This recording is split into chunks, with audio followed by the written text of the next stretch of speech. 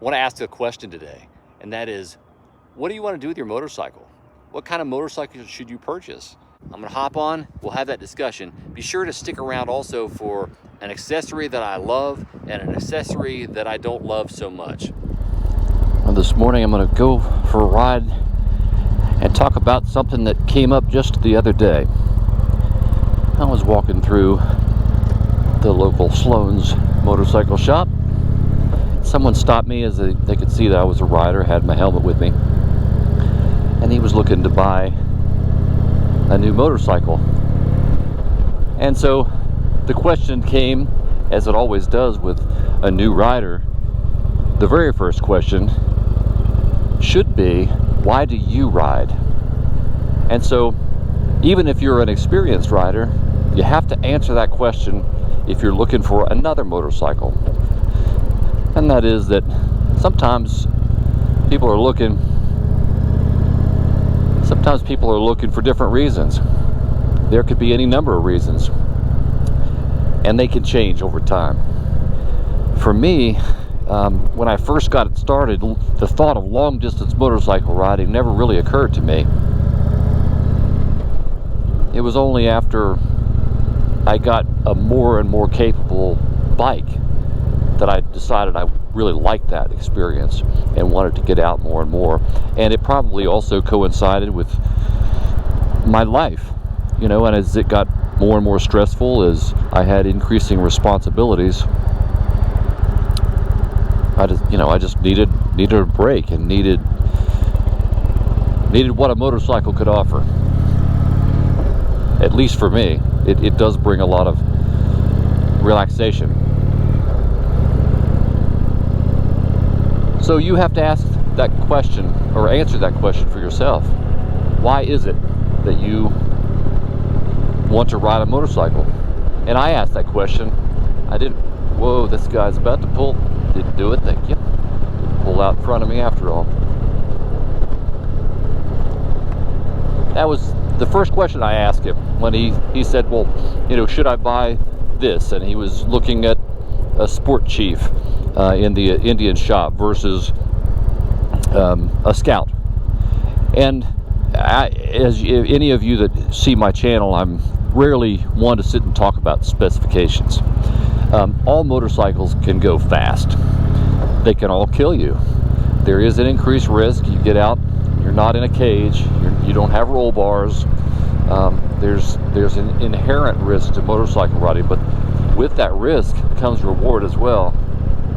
So I didn't go over any of the specifications with him. They rarely concern me unless you're talking about real details between two specific bikes, and that wasn't at play here. The real question is, you know, what is it you want to do with it? And you know, it leads to questions like, well, okay, if you choose any one of those bikes, one's more performance driven, which is the Sport Chief, versus the Scout, which is an awesome entry bike and it looks very cool. He was a young rider and he wanted to look cool. Well, heck, both of those bikes could do that. They both look cool. I mean, a Scout or a Sport Chief, I mean, you could rock them all day long. I mean, I wouldn't look cool on a Scout because it's a little too small for me. But so I asked him, you know, what his thought was long term. Does he think he'd ever want to go on a camping trip? Or once he gets into the world of motorcycling, he's going to be socializing with other bikers, and they may want to ride, and he may want to go with them. Or it may come down to the questions: do you want to go grab some milk at the local store, or commute every day?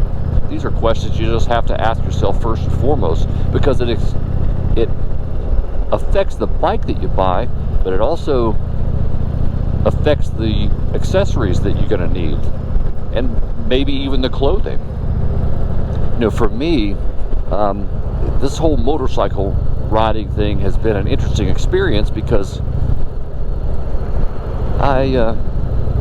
excuse me, as I've got a really slow driver in front of me and traffic building up behind me. I don't know if you can see any of that, but they just are on their phone or something else. and I'm easily distracted. ADHD, probably. I hate to admit any deficiencies, but that's likely to be the case. If any of you hear me ramble on, I'll go from this to that. But my personal journey, so I bought my first motorcycle a long time ago, as I said in another video. It was 92. I had no ideas, no plans of going for any sort of long distance trips. I had a little 250 and my idea was to commute, and I needed to do it cheaply. So that was my motorcycle experience. That was my interest at the time. And I stepped up. When I got married, I needed to ride 2-up. So I got a better bike, and one more capable, but I still didn't feel that the Intruder that I had was capable enough for distance riding. Every time I got on an interstate or a highway that demanded more than, I don't know, 60, 65 miles an hour, I just felt like it was pushed a little bit. And I didn't have a windscreen, so it just pushed the boundaries more than I wanted. So fast forward now, and when I went shopping for this Springfield, I can't say that touring was my first and foremost, but it was certainly on my mind, because I knew that I liked the idea of taking longer trips, and I did want to be able to make the occasional trip. As I mentioned in my review, up to West Virginia, that's 600 miles away from where I now reside here in Nashville. So 600 miles is a significant motorcycle trip. And long story short, everybody knows here now that I did end up choosing the Springfield. And while it wasn't outfitted for touring, all the accessories now that I've focused on and the clothing is for preparation for long distance. I mean, to include tools. If you're going to do a long distance ride, well, you better be familiar. I believe, this is a personal thought, but you better be familiar with the motorcycle if you're going to be out traveling across a desert or in some other extreme or lonely place. I mean, the idea is terrific, just to be out somewhere. That's why I like to ride, and I just love the thought of it. But to do it, you need tools and you need know-how. You need to be familiar with your bike. You want to have protective clothing. I just got this, by the way. This is a Klim jacket, and I'm not sponsored by anybody, but this jacket has proven to be really nice. I've really enjoyed it, because it's I've traveled in the mid-70s so far, down into the upper 50s with light layering, and it's been good. But anyway, I'm not sponsored by anybody, so when I talk about any accessories, just please know I'm being as honest as I know how to be. I don't mean to mislead anybody. I can tell you just what works for me. And so long distance touring, I even accessorized with I considered the tour pack, and some of you got really upset with me when doing the Pursuit review, because I've talked about what I could and could not store, and I have to tell you that I really like the Pursuit. So please don't send me any hate mail. It came down really to a question for me about storage capacity of really the top bag that sits on the Challenger, which makes it a Pursuit effectively. And I went a different direction, and soon I'm going to actually show you that. Maybe even in this video, I'll show you what I ended up choosing and why I feel I get a little bit more bang for my buck with that. But I got the big Indian bags, and so again, for long distance touring, that was my choice. That's why I want to go riding. I've learned more and more about my style of riding and what I choose to do. Riding a motorcycle is always going to be a thrill. Long distance, short distance, cruising to get some milk or whatever, but you really got to think it through.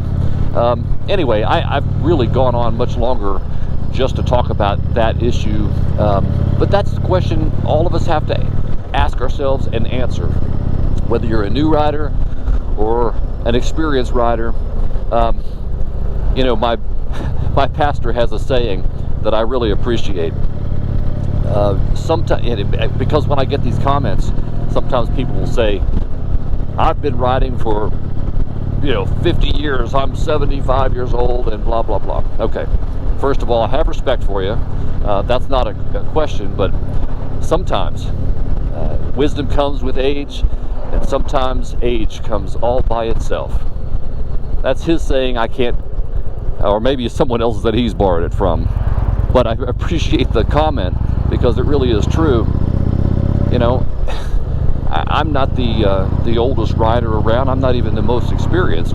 I have my experience, and I can share what that is. Individual motorcycle experience, riding experience.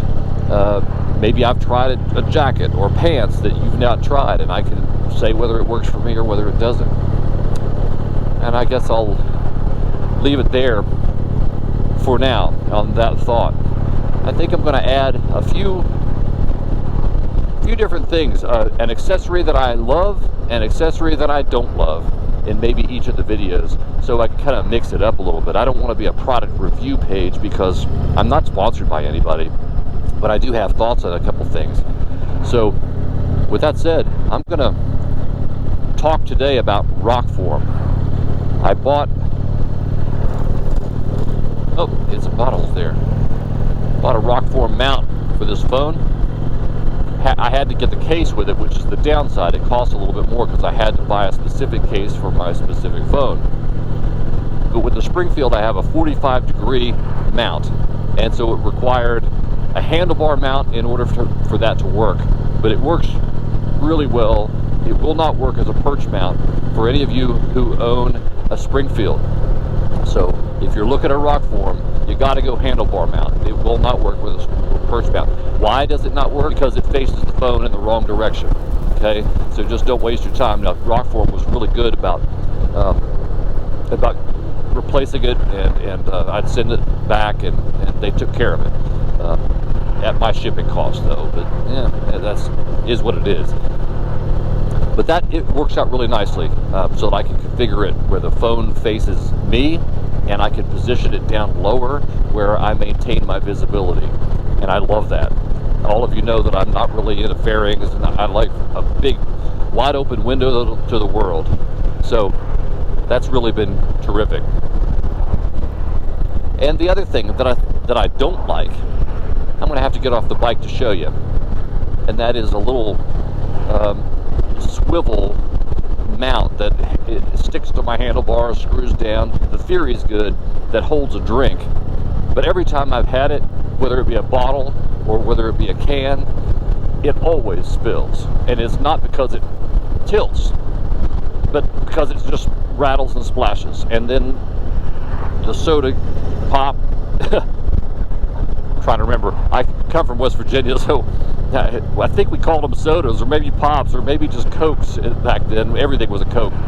But it would spill on my engine, and then it would kind of bake there and caramelize, and all that was a cause for problems. So I don't really like that solution. That's the one thing I'm still working on accessorizing, so I can get something up front to drink. And so that's an accessory I don't like. The accessory I do like, rock form mounts. They work great for me, and others have other choices, but that works well. I don't even know the brand that I'm talking about with regard to the cup holder, but the one that just attaches to the mount, handlebar mount, and screws down with a single screw, pivots, yeah, I could skip it. Doesn't work. Anyway, choose your accessories wisely. Most of all, choose your motorcycle wisely. Ride safe, get some instruction, and have an awesome time, y'all. And with that, I'm going to say peace out. Love you. Peace to all of you, and we'll see you down the road.